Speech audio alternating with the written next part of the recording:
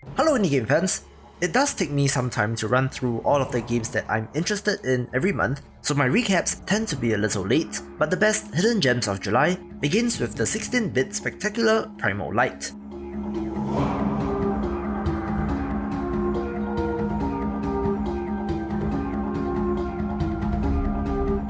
This action platformer would not look out of place on a Sega Genesis, but manages to bring in the modernity of high-bit pixel art.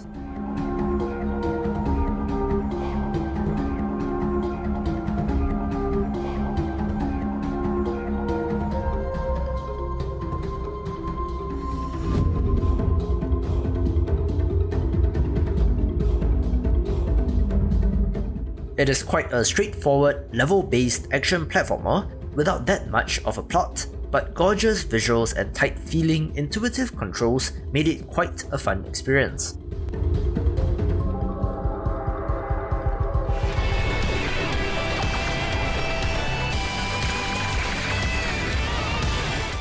The full release of Jet and Guns 2 was anticipated by some of you, and having checked it out myself, this is a straight up no-nonsense shoot 'em up, which is all kinds of good.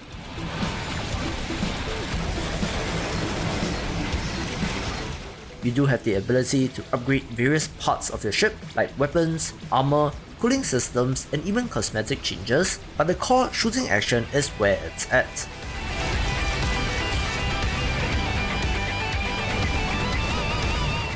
Levels can be replayed and there are secrets to unlock, so one for fans of the genre.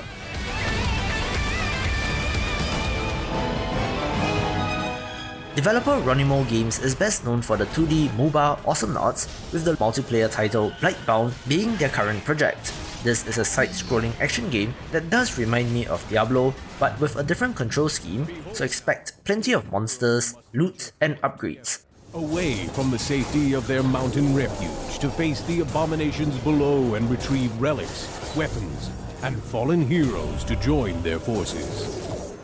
You do have a hub area to improve, unlocking vendors and new heroes, where you take on seemingly randomized missions with different objectives. However, my main concern is that this game forces you into online multiplayer, requiring a party of 3, and at least where I'm at in Singapore, the player population is certainly an issue.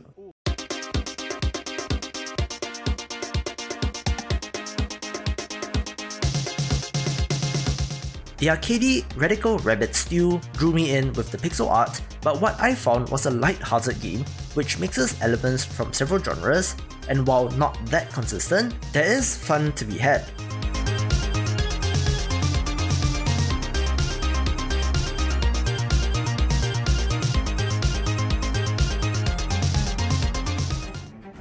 You thought you could control us? You thought we would bow down before your will? Now run! An interesting title last month is Cardaclysm, a deck-building RPG that seems to have elements of Magic the Gathering insofar as you are able to summon monsters on the board and to sling spells, but not in the sense of having to play mana-generating land cards.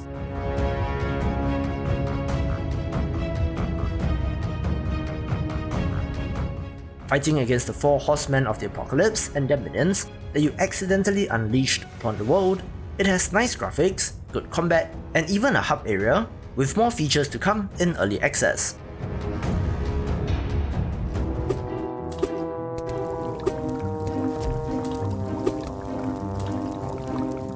A pleasant, smaller game is the co-op-focused WITCHTASTIC, which, as you can probably tell, is very overcooked-like in nature.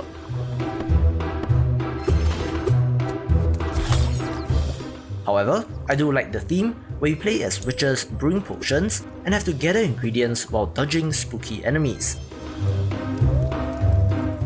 Still in early access with more levels and features to come, but if you want something like Overcooked but have exhausted that game and its sequel, this is one to check out.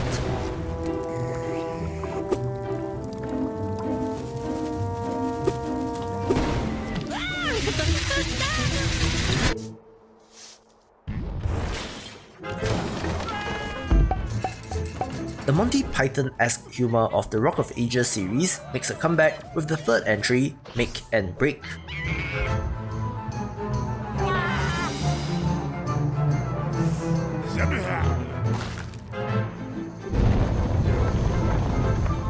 While there are new modes and features, it does seem like more of the same, but there's certainly fun to be had.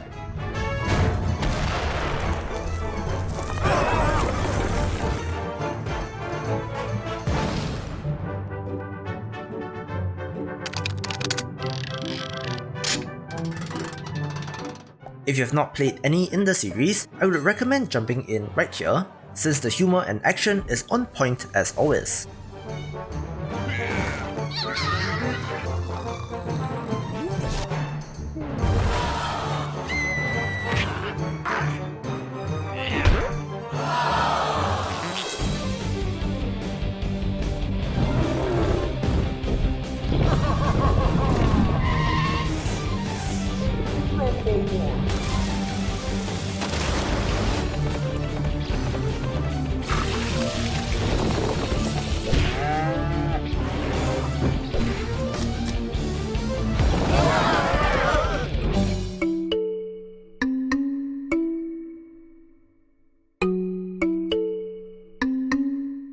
I'm a big fan of the medieval sandbox puzzle game Besiege, so of course World of Contraptions is my jam.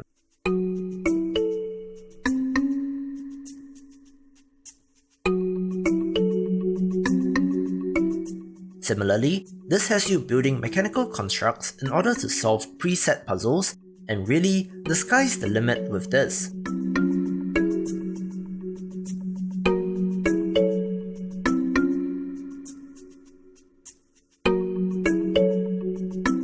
This has about 50 levels in the current version with a level editor, a nice variety of parts, and even integration with the all-important Steam Workshop, and only looks to get bigger and better in the months to come.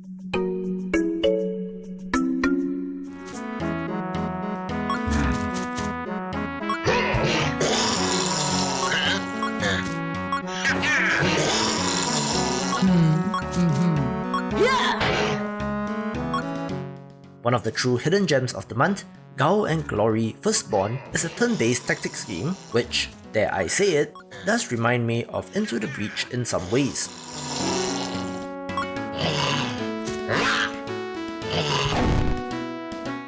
Now of course this is high praise and I don't want to set up unrealistic expectations, but this game has you fighting against a legion of immortal enemies who cannot be harmed by mortal weapons, but you can still push and pull enemies into traps and hazards.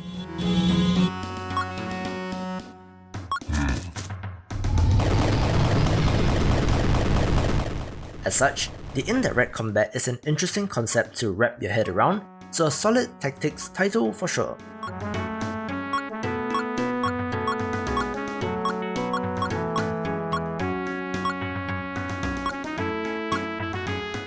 There are 30 missions in the current early access version, with more randomized dungeons, more story content, bosses, heroes, and more to come.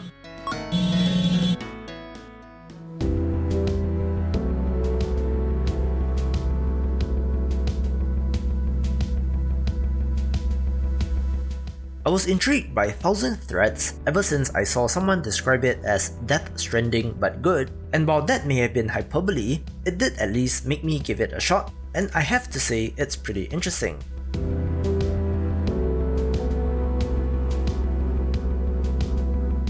You play as a mailman and have to traverse the land to deliver the mail, but of course, along the way are bandits, wild animals, resources to collect, things to craft, and ruins to explore.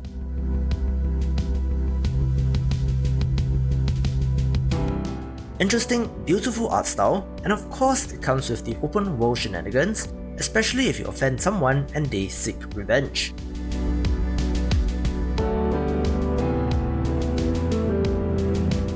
Another hidden gem, and one which gets a stamp of approval.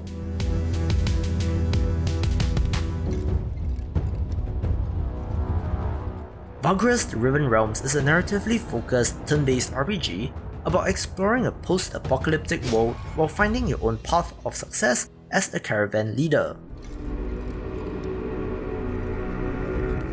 It's a little bit heavy on the text and reading, but as such, manages to craft a world full of intrigue and mystery, and the tactical turn-based combat doesn't hurt either. However, many of you rightfully pointed out that it's a little steep on the pricing side, which I do concur, so perhaps keep an eye on this for now.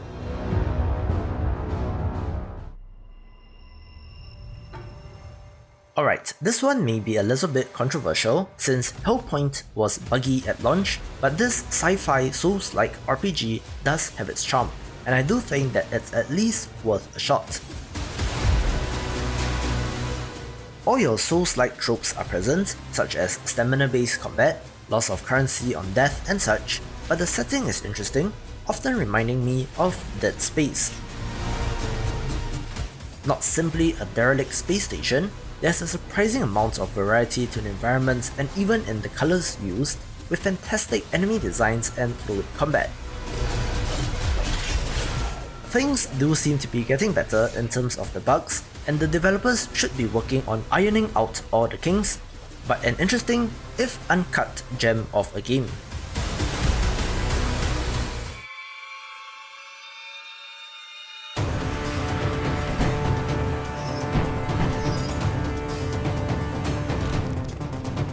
I absolutely love the simplicity and ridiculous stupidity of Fight Crab, the game where you play as weapon-wielding crustaceans and go to war, trying to flip your opponent over for the win.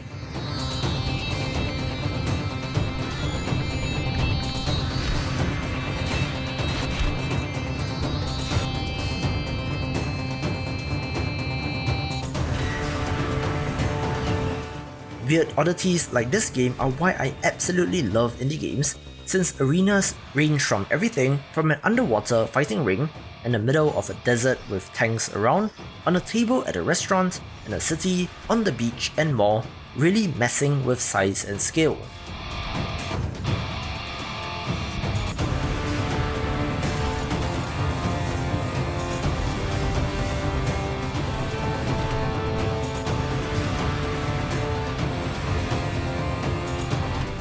The controls are almost Quap-ish with regards to how you grab and swing weapons around, but absolutely love it and another very cool but weird game.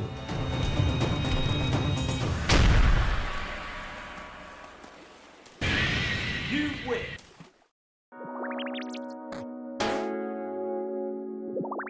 If you enjoy Right from my Best of July video, then may I suggest Sprout to you.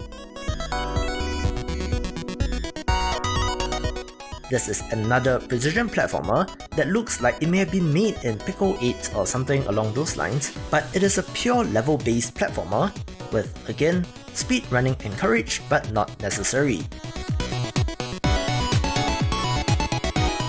I do like the look and the pixel art, so a smaller, good game to buy. Ever since Hidden Folks exploded in popularity, the cartoony hidden object game got somewhat of a renaissance, with Wind Peaks being the latest.